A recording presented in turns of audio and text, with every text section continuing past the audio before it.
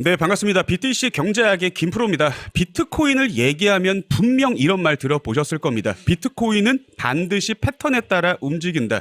그런데 이번 반감기에서는 역사적으로 이어오던 그 패턴이 깨질 가능성이 거론되고 있죠. 오늘의 영상은 인플레이션, 전쟁, 정치 이런 갈등이 심해질수록 왜 비트코인은 호재인가? 그리고 실제로 9월 달에 비트코인 시장을 의도적으로 흔든 세력의 실체와 비트코인이 뭔지도 모르는 기자들이 쓰는 뉴스 헤드라인에 흔들릴 필요가 없는지 그 숨겨진 진실까지 모두 알려드릴 겁니다. 9월 달 시장을 보면 참 이상했습니다. 원래 9월 달을 하락이라고 보는 사람들이 많은 건 알고 있었지만 나쁜 고용 지표가 나오자 시장은 오히려 상승을 했고요. 반대로 좋은 지표가 나오자 시장은 하락을 했습니다. 그러나 이건 단순한 우연이 아니었다라는 거죠.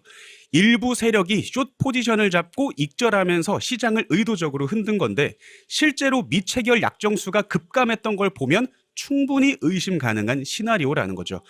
이런 비슷한 페이크 움직임은 과거에도 있었습니다. 바로 현물 ETF 승인 직전에 똑같은 일이 있었죠. 즉 9월은 특정 세력에 의해서 눌린 듯 보였지만 실제로 강하게 방어를 하면서 상승 마감을 했고요. 그래서 저는 단언을 하는 겁니다. 10월, 11월도 분명히 단기적 흔들림은 있겠지만 결국 월봉은 상승 마감으로 끝날 수밖에 없을 겁니다. 과거부터 지금까지 비트코인 가격은 늘 패턴을 중심으로 움직였죠. 하지만 지금은 이 패턴이 점점 깨지고 있다는 걸 아직 이해를 못하는 사람들이 많습니다. 우선 제일 먼저 기관 투자자들이 본격적으로 들어왔기 때문에 기관들은 단순히 사고팔기를 하지를 않죠. 기관은 전략적 비중 조절을 하면서 고점에는 일부 매도를 하고 저점에서는 매수를 하는 전략을 사용하기 때문에 이 구조가 반복이 되면 21년, 22년처럼 급등 후 폭락하는 롤러코스터 장세는 줄어들 거고요. 대신 계단식으로 상승하는 어떤 안정적인 상승이 나오게 될 겁니다. 급등락은 줄고 계단식 상승이 나타나게 되겠죠.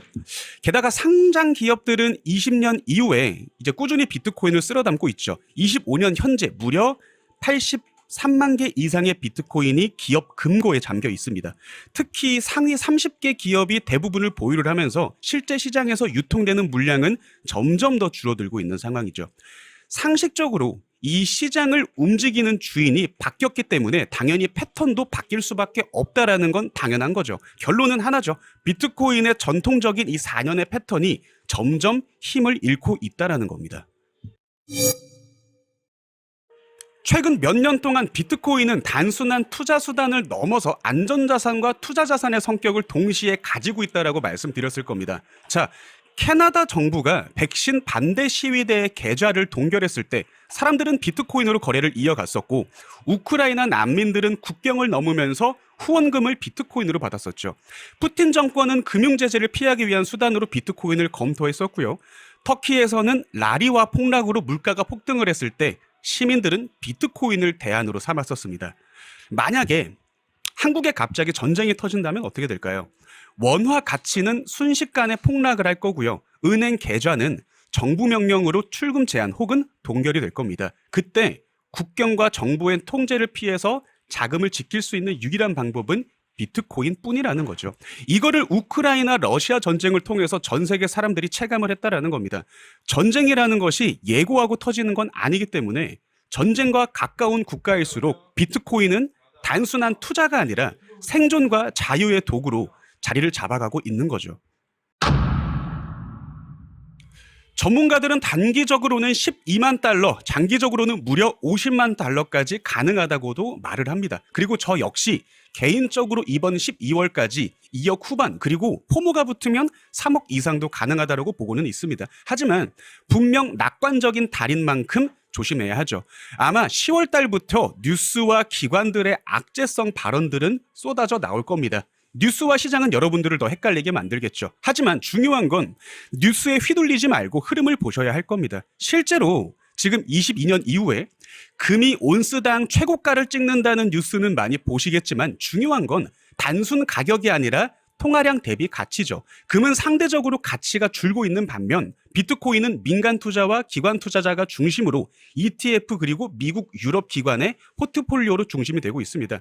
비트코인은 정확히 제한된 발행량으로 장기적으로 통화량 대비 가치가 금보다 우위에 있다는 게 증명이 됐다는 거죠. 즉 당연히 시간이 지나면 지날수록 기관과 국가 단위의 자금들의 비트코인의 선호도는 커질 수밖에 없을 겁니다. 지금 한국에 있는 분들을 보면 아직도 비트코인이 폰지 사기가 아니냐라는 분들이 계신데, 많이 내고 적게 내는 국민연금이 폰지 사기일 겁니다. IMF는 대한민국에게 재정개혁이 필요하다라고 경고를 하지만 정부는 빚을 내서라도 돈을 써야 한다라고 말을 하고 있죠. 그러나 결국 위험이 터지면 가장 큰 피해자는 누구일까요? 바로 국민들이겠죠. 지금 영상을 보고 계시는 분들 중에서 아직 비트코인을 공부만 하고 있거나 조금 넣어놓고 구경만 하고 있을 겁니다. 하지만 제가 다시 말씀드리는 건 비트코인의 패턴이 기관들에 의해서 깨지고 있을 만큼 비트코인은 지금 글로벌 기본 자산으로 자리를 잡아가고 있죠. 제가 올해 초부터 말씀드렸습니다. 알트코인 보지 말고 비트코인 하나만 집중을 해라. 이제는 여러분들이 직접 제가 올려드린 뉴스들 확인도 하고 제가 드린 관점을 검증도 해보셔야 할 겁니다. 그리고 마지막 선택은 결국 여러분들의 몫일 겁니다. 영상이 도움이 되셨다면 구독과 좋아요 부탁을 드리고 다음 영상 좀 더 인사이트한 영상으로 인사드리겠습니다. 감사합니다. 비트위치 경제학의 김프로였습니다.